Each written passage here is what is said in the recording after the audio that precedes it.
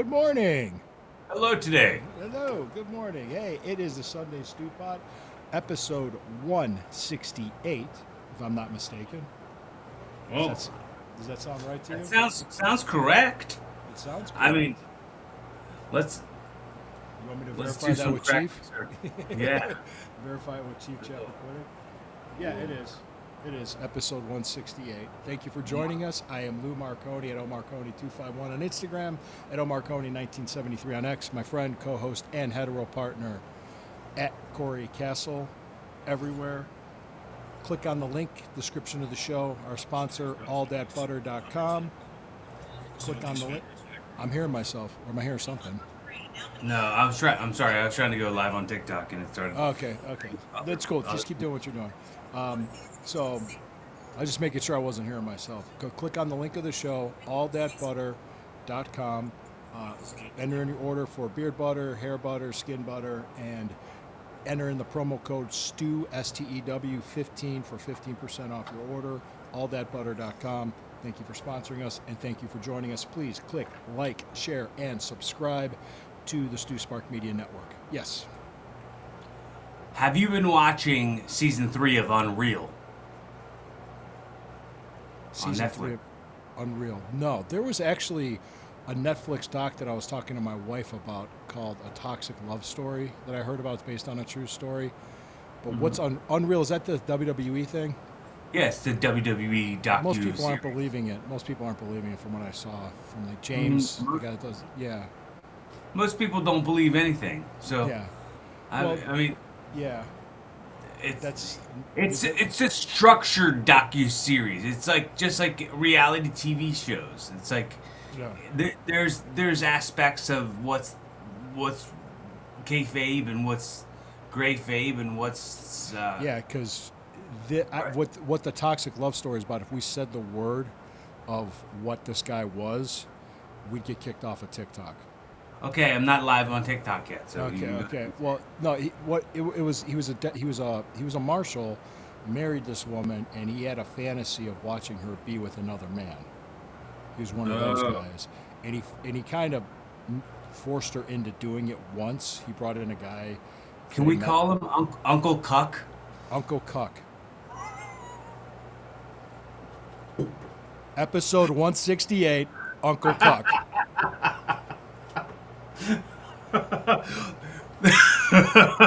You have any idea how many big white houses there are on this street?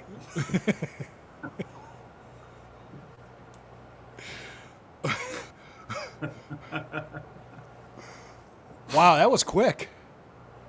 Yeah, That was very fast. I'm Yeah, yeah. I gotta do this. Okay.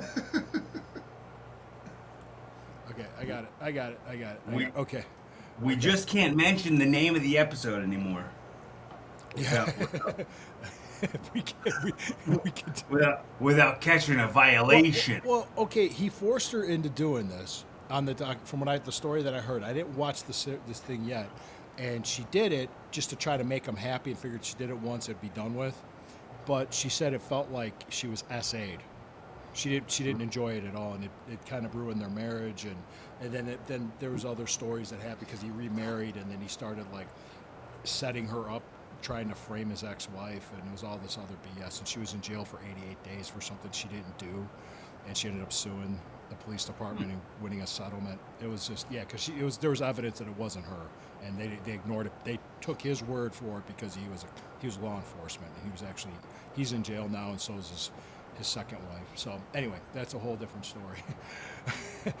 Yeah. So I'll check out the documentary. It's on Yeah, it's Netflix. called that. I'll check out the Unreal. We'll check out the Unreal on Netflix too. Okay. We can start talking about that because I haven't watched it yet. I've heard about it, Okay. but I didn't watch it. But we're gonna talk about LeBron James coming to Philadelphia. We're gonna talk. I got some stuff from last week, from the prior week's Dark Side of the Ring and this week's Dark Side of the Ring. We're gonna preview the next Dark Side of the Ring with some jokes. Thanks for joining us. We appreciate you. Do you want me to just go ahead and give you my thoughts on LeBron James? Because I, I said it this Friday night on the Analytics This show because the story broke on Friday afternoon. But go ahead. I know that we've talked about it in the past, and you're talking about it being a possibility, and then Yeah. here it is being reality. But yes, I'd like to hear your input on Okay. it. I was saying this. I was talking to Posh Friday night, and I said, "Look, a lot of Cleveland fans are upset. It's like he left. He sold us up again, or he sold us out. He was gone for 8 years. He left in Right. 2018 to go to the Lakers. He left Los Angeles for Philadelphia. He didn't leave Cleveland. He considered coming back to Cleveland. He went to Philly. That's all it was. And it's like when Sylvester Stallone was getting offered all this money when he was broke to give Right. up the Rocky screenplay, and he didn't do it because he goes, "What? They could have offered me $2 million. I never had it. How could I lose something I never had? So how did Right. we lose him when we didn't have him for 8 years?" Right. So And that I think the thing that Cleveland fans are so upset about mostly, it is he's being so cavalier about it. indeed he is. Indeed he is. That's a good one. I like that one. I love it. That's awesome. But yeah, no, I texted you. I texted you when the news broke. I said, "Hey, LeBron's going to Philly. Well, it's good. Yeah. Could you see him at the ECW arena?" I'm Yeah. kidding. He won't be there. No, he's not going to be in South Philly. Yeah, he ain't gonna be anywhere he doesn't have to be. Yeah, no, trust me. So hey, he's going to try to get a ring with the 76ers. It doesn't bother me. He won a championship in Cleveland. We appreciate it. Thank you for doing that. I'm fine. I'm fine with Yeah. it. I'm like, yeah, The trading. Sixers haven't won a championship ring as long 80, as I can remember. it was, I think, it was when Dr. J and Moses Malone was on the 76ers, and it was like 83. I want to That's say. the year I was born. Yeah. So I Well, the Knicks just won it, and they haven't won it since the year I was born, which was 53. Right. Or 70. I'm 53. I'm not 70. 53 years, but 1973 was the last Right. time the Knicks won it. So they just won it. So, hey, you know what? Good luck to you, man. I'm fine. I'm cool with it. So, Yeah. yeah, I'm good I with mean, it. I may. There's a chance, a small chance, I may start watching the Sixers. I was telling you earlier, I haven't watched basketball since I was in middle school, so I might go back to watching basketball Dude, just to see yeah. what happens. And the thing about it, too, is that, That's probably 100 billion other people are probably thinking the same thing. Like, yeah, and you know what? We don't have control what other people do. You Right. don't control it, so why get worried? Why get bent out of shape about it? Control what you do. Just be like, all right, go get up in the morning. You got to go to work. You got to pay bills. You still got the same shit to do. So, Right. I don't understand that. Control what you can control and worry about that. So that's my life advice to you. did you ever see the episode of South Park when like every movie Stan kept seeing like turn to shit? Yes, And, that was and a long time ago. Yeah. Adam Sandler's a duck, and they're like, and the voiceover was like, "F you, you'll watch it. Whatever, F you, you'll watch it." Like everything it said, whatever, F you, you'll watch it. I'm thinking that about any sports that people are going to complain about, any TV show people are going to complain about. It's like, hey, you're going to watch it anyway. Like, The people hate watch. People Right. hate watch. Yes, they do. fuck you, you'll watch it. Yep. We'll call it, yeah, hate watch. I like that. I like that. Let me tell my quick Jeff Jarrett story because I'm going to tie into the whole. We'll get into the dark side now. My first WWF show, and this was in May of '94. 13 months into the business, green as grass. I show up, and I remember the mindset of don't make Charlie look bad. Don't let the school look bad. Don't make us look bad. Go there, do your job, keep your mouth shut. Well, one of the things they didn't tell me to do was when they asked how long I was working, to lie and say longer than I was. But I told them I was working a year. I figured if I lied, that'd be bad. Oh, okay, hold on. And it's like, oh shit, I might not work tonight. You know what? And Gurria looked at me. He goes, get your gear on and get in the ring. I want to see what you can do. Seriously, that's exactly what happened. So so Gurria had me get my gear stuff on. One of the guys, Derek Stone, from the school, and he's still friends with. I'm still friends with him today, but he's out in Colorado, I think. He's out west. He got his stuff on, and we went in there. We did a spot which was like tackle, drop down, leapfrog, arm drag. I mean, something simple. I mean, we just did a spot. Garea watched it. They call that a universal these days. Yes. Garea watched the spot and said, he just went, okay, you can work tonight. And Jeff Jarrett just did this. He was on the outside of the ring and just clapped and smiled at me. And I was like, oh, okay. So then I went up to him later. I went up to Jeff Jarrett later, and I said, hey, man, thanks for doing that. I appreciate it. Tried to get booked in Memphis. He goes, yeah, get me a tape. He walked away. He kind of blew me off, which was like, yeah, I'm sure, he probably was kind of like, hey, we don't pay shit. You don't want to come down there. There's probably hundreds of people who always walk up to him and have something to say that's like, get me an opportunity. Yeah. Book me. Yeah. Have you ever booked a territory, or I'm sorry, they don't call it that anymore. Like booked a promotion, and people would just walk up to you and they're like, "Hey, buddy, use me. Hey, I'm your friend. I'm gonna talk. Hey, we should hang out. We should be friends." And I have family in Tennessee, so I told him that. I said, I have family who lives right outside of Memphis. He goes, oh, that would work out well for you then. So that's what he said to me. So, but it was like he was so busy doing other stuff and his Double J gimmick, and he kind of blew me off, which is fine. I'm a kid. I was stupid. I'm sure he gets it all the time. But that was cool of him to do that with when I did the spot with Derek, and I ended up working that night, and that was the infamous Bob Holly match that happened. Next week, I'm going out to sushi with Nick Burke. So it'll be my wife, Nick Burke, his girl, Rick and Rhonda, and Matt and Margot. We're all going to sushi, and I'll talk to Nick about this. But I'm pretty sure I've heard the story where I don't know where I heard it, but it was something like Nick Burke walked up to Jeff Jarrett in the locker room, picked up his guitar, and he said, "What the heck's the meaning of this? I don't know exactly how it went." And then he went, I've never seen you with this before." And then he started playing the guitar, and he was singing, "Spend my days working hard on the go, but the hands on the clock." This is the story I've heard at some point. I'll ask Nick. I wasn't there. Ask Nick about it. I'll ask Nick. I wasn't there. Yeah, I wasn't there, so I can't comment on it. I don't think Burke ever worked for TNA, after that, at least.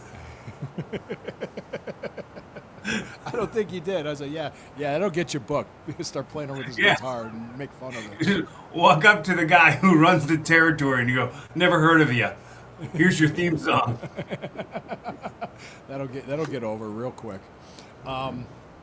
Speaking of which, booking, the last two episodes of Dark Side of the Ring illustrated stuff that I would never do or don't like that pro wrestling does sometimes. Yeah. And one of them, and I wanted to talk about this. I told my Jeff Jarrett story, which I thought was a cool story to have when you're a rookie and a guy like him does that. That's pretty cool. But the divorce storyline with Karen and Kurt, I would have never. Even my wife Christine was watching it with me, and she knows how I am, and you know how I am. Anybody that knows me, I've always compartmentalized the pro wrestling, the ring stuff with myself at home.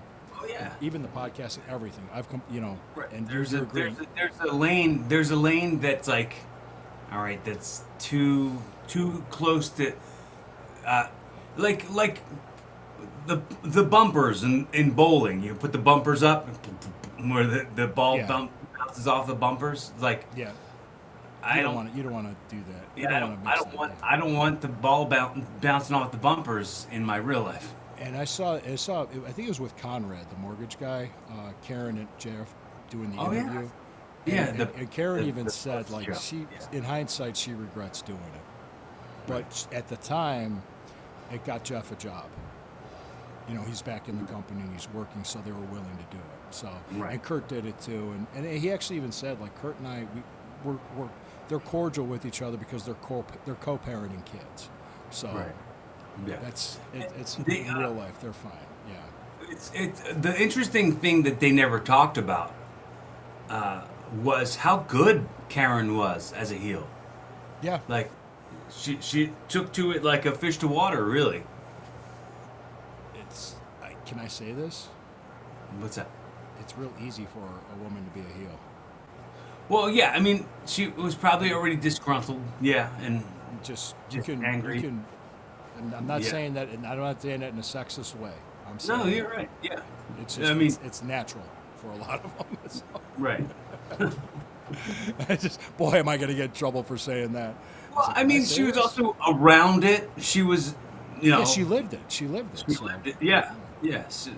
She, but you agree with me on that about the whole divorce storyline? Didn't think that was a good yeah, idea. yeah, wouldn't want to mess because those things can easily blur right over into real life and like mess up your life. Like this is why I wouldn't do like when they're doing this thing with right now the current storyline in WWE like the Uh-huh. Austin Theory stole Maxine Dupree from the Alpha Academy or whatever, and then like they're like kissing on screen all the time, and it's like she's married to somebody else. I wouldn't do an angle like that because what's gonna happen? Like the Yeah. it's gonna be an Uncle Buck situation with with her husband, but not with a B, with a C. Well,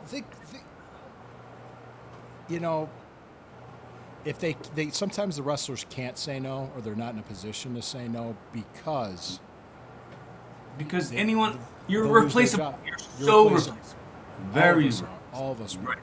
That's why when they asked me, like when I was doing WWF TV, and they said, "Hey, can you have a match with this guy?" Do you think I said, "I don't know"? No, I went, "Yeah, absolutely. I could. I'll do good for you. I'll put on a good." Can I get my shit in? Yeah. Can I get my shit? There it is. Yeah. That always goes well. Hey, let me get my Yeah. shit in. That's a rib. You have a guy that's just starting out. So hey, if you ask to get your shit in, they'll let you do it, and you end up with Yeah. with somebody that'll beat the crap out of you. Okay, you'll get it in. All right, we'll get your shit in. Just Yeah. boom. There was that was funny. That was funny. But anyway, If what you're really good at is taking a whooping, yeah, get yourself over real quick. right. And then that also leads into what I didn't like, or what I don't like about the next episode of last week's episode of Dark Side of the Ring was the hardcore deathmatch stuff. Mm-hmm. That's not my style. That's not Right. what I do. However, I've been on shows with Pondo. I haven't seen Madman Pondo in over 10 years. And I haven't seen Necro Butcher in like 13. I mean, I haven't. He looks completely different. I didn't know about his cancer. I didn't know all that stuff about him. I've been on shows with those guys. I've known them. I never worked with them directly, but I've been on shows with them, and Right. they do their thing. I do my thing, and I just think that's something I would never do to myself or my Right. or other wrestlers. But go ahead. You can go ahead. Go ahead. I mean, I feel the exact same way, man. I was very adjacent to that stuff, and I was, I was in a deathmatch company in the start. Like I started in a company where everybody was glass and chairs and hard hitting and juice all the time. I never did any of that stuff. I still haven't. I mean, I gigged once and it wasn't in a garbage match. No, I mean I've done cage matches, I've done lumberjack matches, I've done bull rope matches, I've done Texas death matches. I've done it and I've bled in matches, but but what they did, like with Necro and Pondo, the light bulbs, just the violence. Go ahead. I mean, it's just that's something I didn't do. I remember watching Smart Mark video. Like so, I have so many videotapes from Smart. I still have a bunch of Smart Mark video cassette, the VHS tapes. That was who recorded that. Hmm. Do you remember the Smart Mark video? They were the Yeah. production company that Hmm. filmed CZW and IWA back then. Um, but when they put the tape out, I forget who I watched. It was probably one of the other students from the wrestling school. We watched it automatically, and we're like horrified. Like, especially, dude, that power slam on the ground, where like he, and like when you watched it, his head was all swollen up. Oh yeah, he almost. I think he cracked his skull or something. He It almost was fractured his sickening. skull. Oh yeah, That was with this. Yeah, what led up to it too? The heat from the internet, hmm the message board culture at the time. Yeah, We talked about that a little bit before the show. yeah, yeah. Um, before we'll just kind of let the audience know. There was a what show was that? You were on that show. It was Shikara Pro. The Tag World Grand Prix, 2005 Tag World Grand Prix. Yeah, and actually, if I'm not mistaken, that's you circled in that picture right there. Yeah, dude, that's me. Yep, you sent me that picture. That was I wanted to make sure to bring it up. That was Yeah. a show. It was a tag team wrestling tournament. Shikara Pro is probably a lot more family friendly than deathmatch Yeah. companies. Yeah, And it's not. It's a lot of high spots from what I understand. A lot of gimmick stuff, but not deathmatch stuff. the And for Orange some, Cassidy gimmick in AEW started in Chikara. okay, yeah, that's a good point. That's right. I did completely forgot that. So taking that back, let me go ahead and get rid of this. And the point being was, Shikara had like 2 Ring of Honor trainees. I don't think Samoa Joe really worked with them much or Yeah, anything. dude, I knew those dudes. I knew Matt Turner and well, like Yeah, the following year after that, I did a couple matches with those guys um, in Phoenixville, yeah. Pennsylvania. And what happened was they ended up working with Pondo and Necro Butcher in a tag match, and Right. Pondo and Necro Butcher just beat the tar out of him. You know what's funny to me? I remember them getting a standing. I was on that show, and I remember those guys getting a standing ovation Meaning after the match. Necro and Pondo are the 2 Ring of Honor trainees. The Ring of Honor trainees, like so, Matt Turner and what's the guy's name? Greco. I don't remember. I don't remember the names Drago either. was it? Yeah, you're right. It was Drago. Yeah. Yeah. And I remember being on that show and those guys getting like a standing ovation after, and like people like talking about them online after, and I was like, all they did was kind of get beat up. I don't know if I want that. Like, No, no. and And like, then the Ring of Honor fans were mad on the message boards at right. them for doing it, Mhm. and it caused and some they I think they just generated the heat that Right. Ian Rotten saw, booked the match in Philly for Right. Samoa Joe and Necro Butcher, which led to this brutal, brutal match that I Yeah. watched. Samoa Joe is one of the best in the business. Yeah. Yeah. He is. He's excellent. I met him. I met him at one show in Cleveland, and I never really worked on other shows with him. But he was a good dude. He seemed nice. He was very cordial, very nice to me. I Hey, was you cool remember? with him. Hey, remember how a couple weeks ago I told you that that was on a show that was like the double header of a show I was on later that night, and then they talked about it. I I met Samoa Joe that day. I met Hmm. and or it was inside of those double headers, and they think they did another one maybe with 3PW that he might have been on, and I think that's where I met Punk for the first time too, was doing those little double header arena shows. Yeah. Because that was before the arena was like everybody could run there. Like it wasn't like as accessible as it became. Yeah. That's interesting.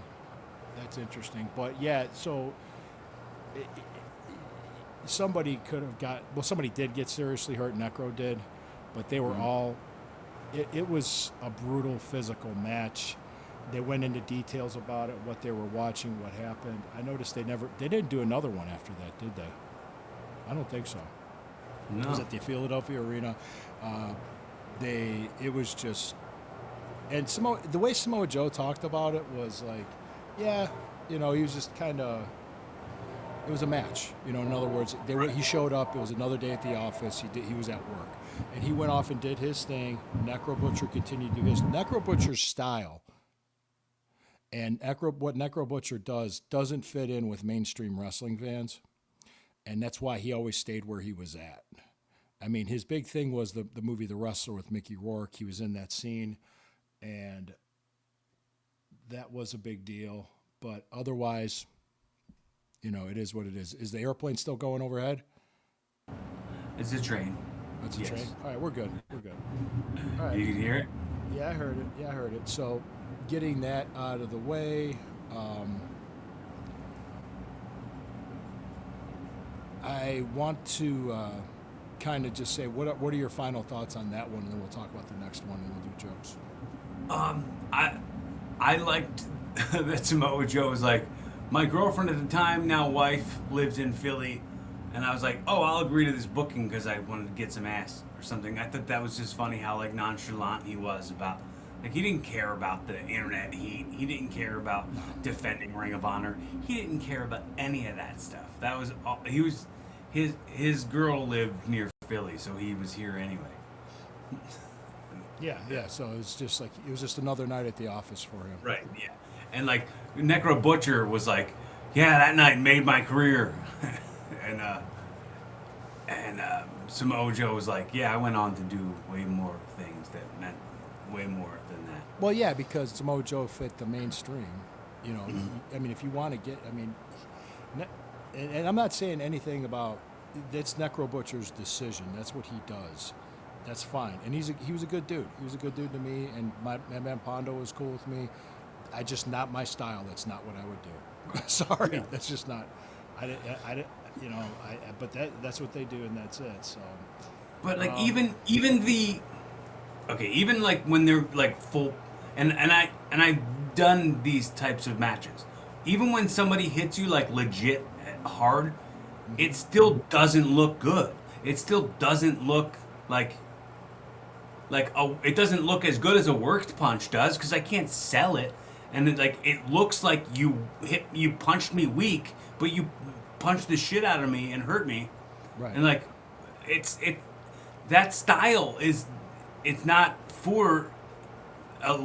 meant for a long-term successful career. It's meant for like the pops on that day. Yeah, just right. Rare matches like that. You can't do that every night in and night out. You can't do it. I mean, you'll kill yourself. Literally, right. You will. You'll completely screw up. Which most of those guys are messed up as it is. So, all right. Then next week is the Ray trailer, which is the Big Boss Man. So, I have the trailer for Ray trailer. Is that what you were saying? The Ray trailer. Yes. The Ray trailer. To preview that, this is what we're gonna review next week, and we'll talk about other topics, and then we'll go into jokes and we'll take it home. So let me go ahead and pull this up. And, all right, it's all dark right now, but we're gonna watch it. And ready? Let me know if you hear it. You're not supposed to hang people on television. Once again, WWE pushing the envelope. This was a goddamn badass. One of the most fearsome guys on the card, and nobody can stop him. The real guy was a big sweetheart. He was a great dad. People don't see what goes on for real sometimes. Ray probably couldn't walk without pain meds. Your heart can only take so much at certain things. The wrestling business will find your weakness, prey upon it, and it will kill you. Dark Side of the Ring. New episode Tuesday at 9 on Vice. All right. Cool. So, yeah. Notice the commonality there that we've been talking about? The commonality in the temporary stuff that I'm not sure exactly. The drugs, what, but the pain for the drugs and the addiction that you didn't. Yeah, he needed pain meds to even walk. You know. Right. Yeah. It was interesting to see Terry Reynolds in Dark Side of the Ring. Yeah, I'd like to see how she ties in with this or how she knows him. Right. I remember hearing the story that he was an enhancement guy that took the slingshot suplex from Tully Blanchard. Dusty saw it and said, I could do something with him. And he became Big Bubba Rogers. Big Bubba Rogers, yes. Yeah, Yes, he yes. repackaged him. It was a great that was a great gimmick for him. The Jim Cornette's bodyguard gimmick. Yeah. And that hanging spot that they did. Yeah, I remember that.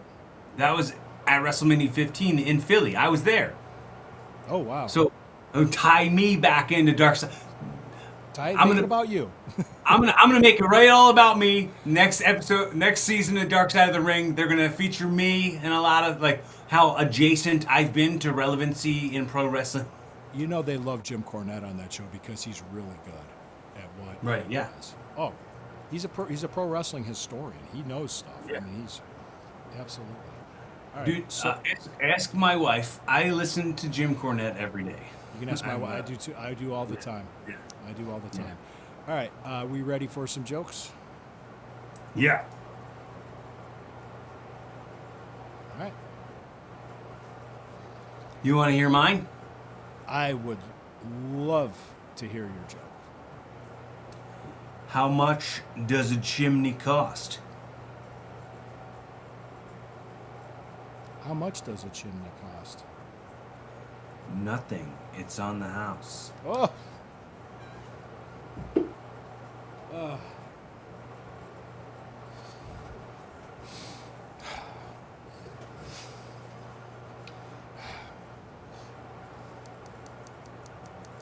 I gotta tell you, that's the daddest joke of dad jokes I've probably heard. Cool. Cool. You I'm know, making history over here. Do you ever notice, like, what people say, like the jokes that I tell more?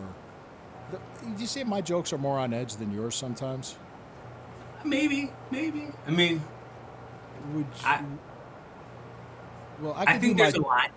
Oh yeah, there's a line I cause. Well, you know, I've done some borderline jokes on here, and usually when I do it, I'll go right into the theme and we'll just end it. I don't know if you're going to be able to tag this one or not, but I'm going to say it, and then I'm going to wait give it for a you to shot. tag. I'm going to say it. I'm going to say it, and then I'm going to give you the chance to tag it, and you could just, you know, we'll go into the theme and we'll take it home. And thank you for joining us. It's the Sunday Stew Pot. We appreciate you. Click like, share, and subscribe. We're growing. We appreciate you. Thank you very much. Well, one of the things I was told that some of my jokes are like racist. Would you agree with that? At times? I mean, sometimes. Not all the time. Well, I said to him, I said, look, if I had $1 for every racist joke I told, I'd probably get robbed by a black guy.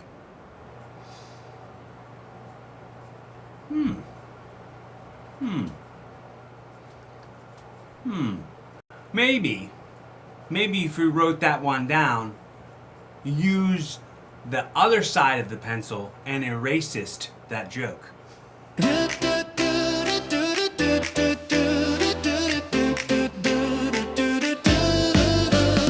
Sun's coming up, it's a brand new day. Pour a cup, let the worries fade away. Two friends talking about life and all it's got. Pull up a chair, welcome to the Sunday Stew Party. Laugh a little, think a lot, every feeling in the pot. No wrong answers, no one's not. Family vibes at the Sunday Stew Pies. It's a Sunday Stew Pots. So, what does that mean? I'm pretty sure that means What does shit's it over. mean? Show's over. Shit's over.